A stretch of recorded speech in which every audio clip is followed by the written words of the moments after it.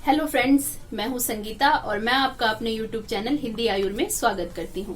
आज हम एक बहुत ही महत्वपूर्ण विषय के बारे में बात करेंगे और वो है वात, पित्त और कफ। ये तीन दोष आयुर्वेद के जो मूलभूत सिद्धांत यानी बेसिक प्रिंसिपल्स हैं, उसमें दोष, धातु, मल, अग्नि, पंच महाभूत, इन सभी का समावेश किया गया है। तो उसमें से आज हम बात करेंगे पित्त, कफ, जो तीन दोषों के बारे में। हर व्यक्ति को स्वस्थ रहने के लिए, अगर किसी तरह की कोई बीमारी हुई है तो उसके कारणों को जानने के लिए तथा चिकित्सकों को चिकित्सा देने के लिए इन तीनों दोषों के बारे में जानना बहुत ही जरूरी है। तो आज की इस वीडियो को थोड़ा ध्यान से देखें और पूरा देखें ताकि उसकी पूरी जानकारी आपको मिल सके। आचार्य श्रुत बताते हैं कि दोष, धातु, मल ही शरीर के मूल कारण हैं। इसमें से तीन दोष हैं वात, पित्त और कफ।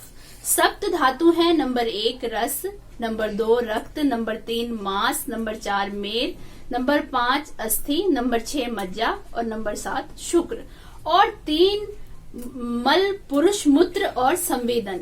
इसके साथ ही महर्षि वाग्भट बताते हुए वायु पित्तम कफश्चेति त्रयो दोषाः समासतः विकृता अविकृता देहम घ्नन्ति ते वर्तयन्ति च, कि अगर ये तीन दोष वात, पित्त, कफ से अगर समावस्था में जो मनुष्य स्वस्थ रहता है और अगर ये विकृत होते हैं या अगर बढ़े हुए हैं या कम हुए हैं तो शरीर का विनाश करते हैं।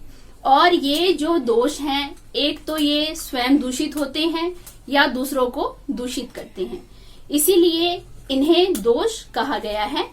अब देखते हैं कि वात, पित्त, कफ ये तीन दोष हैं, इसके दूषित होने के क्या कारण हैं। तो आयुर्वेद शास्त्र के निर्देश के विरुद्ध जाकर आहार विहार का सेवन किया गया, यानी कि अगर आपका खान पान और शारीरिक क्रियाएं अगर अनुचित रही, ये दूषित होते हैं। इन प्रत्येक दोष का वात, पित्त, कफ, इसमें से हर एक दोष के 5 प्रकार हैं, लेकिन इनको जानना सिर्फ चिकित्सक के लिए जरूरी नहीं है। इसको इनके नाम पता रहे, इसीलिए हम आपको यह दिखा रहे हैं। अब देखते हैं कि शरीर के वात, पित्त, कफ, इन तीनों दोषों का स्थान कहाँ है। वैसे देखा जाए तो ये दोष पूरे शरीर में व्याप्त रहते हैं, लेकिन नाभि का निचला भाग, खास करके पकवास, वसह, ये वात दोष का प्रमुख स्थान है। इसके साथ ही नाभि और हृदय के बीच में जो है वो पित्त दोष स्थानीय और हृदय के ऊपर का भाग है वो कफ दोष का श्रेष्ठ स्थान है। उम्र के अनुसार भी दोषों का प्रबलता रहता है। जो बाल्यावस्था के कफ दोष का प्रबलता है, जो युवा यानी मध्य काल में इसमें पित्त दोष की अधिकता रहती है और वृद्धावस्था है, इसमें वात दोष की प्रबलता रहती है। महर्षि वाग्भट वात, कफ दोष के बारे में बताते हुए तत्र रुक्षो लघु शीतः खरः सूक्ष्मश्चल अनिलः। वात, पित्त, कफ को इन दोषों के जो गुण बताए हैं उनका सीधा असर उम्र की हर अवस्था पर दिखता है। जैसे वृद्ध अवस्था में वात दोष की प्रबलता, और हम देख सकते हैं कि वृद्ध अवस्था में काफी बार वात व्याधियां बहुत ज्यादा बढ़ जाती है। फिर त्वचा में रूखापन आने लगता है, कपकपी, अस्थिरता के लक्षण भी हमें दिखाई देने लगते हैं। इसके साथ ही जो बाल्यावस्था रहती है, इसमें कफ दोष प्रबलता रहता है। तो बच्चों में सर्दी, खांसी, कफ, बुखार विकार हमें ज्यादा दिखने को मिलते हैं। इसके साथ ही युवा अवस्था में पित्त दोष के प्रबल होने से, पित्त के बढ़ने से जो भी विकार उत्पन्न होते हैं वह ज्यादा दिखाई देते हैं। दिन की अवस्था में जैसे सुबह कफ की प्रबलता 10 बजे से 2 बजे तक पित्त की प्रबलता है, शाम को वात की प्रबलता है, वैसे ही रात के 3 भाग किए गए हैं। इसमें भी वात, पित्त, कफ, इन दोषों का बढ़ना या कम होना ये चलता रहता है। दोषों का प्रभाव हमारी जठर अग्नि पर ही रहता है। वात दोष के प्रभाव से जठर अग्नि विषम होता है और जो पितृ दोष की वजह से अग्नि तीक्ष्ण होता है और कफ दोष की वजह से अग्नि मंद होता है, तो जिनकी वात प्रकृति है उनका अग्नि विषम रहेगा, उनको कभी भूख लगेगी और कभी भूख नहीं लगेगी। और जिनके पित्त प्रकृति में जिनका अग्नि दक्षिण है, उन्होंने अगर पहले कुछ खाया है तो भी उसका पाचन बहुत ही जल्दी से होगा, उनको बहुत जल्दी भूख लगी। और जिनके कफ प्रकृति में उनका अग्नि मंदा रहेगा, तो उनको जो भी वो खाएंगे उनका पाचन होने में उनको देर लगेगी। प्रकृति के बारे में हम विस्तार से देखेंगे। ऋतुओं का असर भी दोषों पर पड़ता है।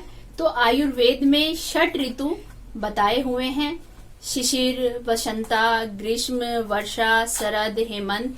तो वात, पित्त, कफ, इन तीनों दोषों का जमा होना, इनका पड़ना और कम होना, जिसे संचय प्रकोप का प्रसंग कहा गया है, निसर्ग ऋतुओं में होते रहता है। वर्षा ऋतु है तो इसमें वात का प्रकोप होता है, और जो शरद ऋतु में पित्त का प्रकोप रहता है, और जो वसंत ऋतु है इसमें कफ का प्रकोप रहता है। तो आयुर्वेद में ऋतुचर्या का उल्लेख किया है, और इससे अगर हम इसका पालन करेंगे तो हम उस ऋतु में भी अपने आप को स्वस्थ रख सकते हैं। अब देखते हैं कि पंच महाभूत और दोष, इनका क्या संबंध है। तो पंच महाभूत आकाश, वायु, तेज, जल और पृथ्वी। तेज यानी अग्नि महाभूत, हर 2 महाभूतों को मिलकर एक दोष का निर्माण होता है। तो यह देखते हैं कि कौन से महाभूतों से कौन से दोष का निर्माण होता है। तो पृथ्वी और जल महाभूत मिलकर कफ दोष को बनाते हैं, जल और अग्नि महाभूत पित्त दोष को बनाते हैं, और वायु और आकाश महाभूत से वात दोष की उत्पत्ति। रस है हमारे आहार में जो 6 रस है उनका भी दोषों पर असर होता है, जो कि मधुरा, अम्ल, लवण, कटु, तिक्त और काश्य।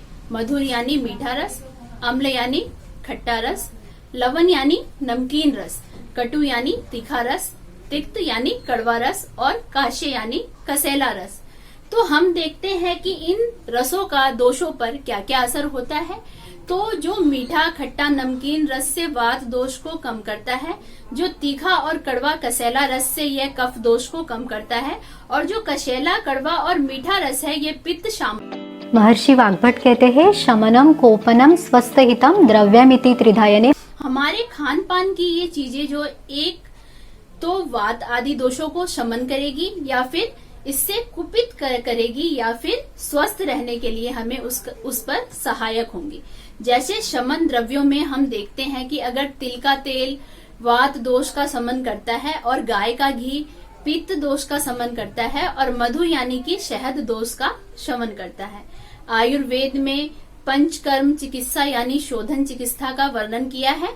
तो वात दोष के लिए बस चिकित्सा, पित्त दोष के लिए विरेचन चिकित्सा, और कफ दोष के लिए वमन चिकित्सा का वर्णन किया है।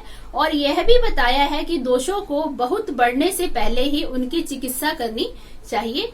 तो आप भी आयुर्वेद के अनुसार दिनचर्या, ऋतुचर्या, खान पान की आदतें और आवश्यकता अनुसार समन और शोधन चिकित्सा, इनका उपयोग करके वात, पित्त, कफ, इन दोषों में संतुलन प्राप्त कर सकते हैं। अगर आपको आज का वीडियो अच्छा लगा तो वीडियो को लाइक करें, चैनल को सब्सक्राइब करें। तो मिलते हैं अगले वीडियो में। आयुर्वेद को अपनाएं और स्वस्थ रहें। नमस्कार।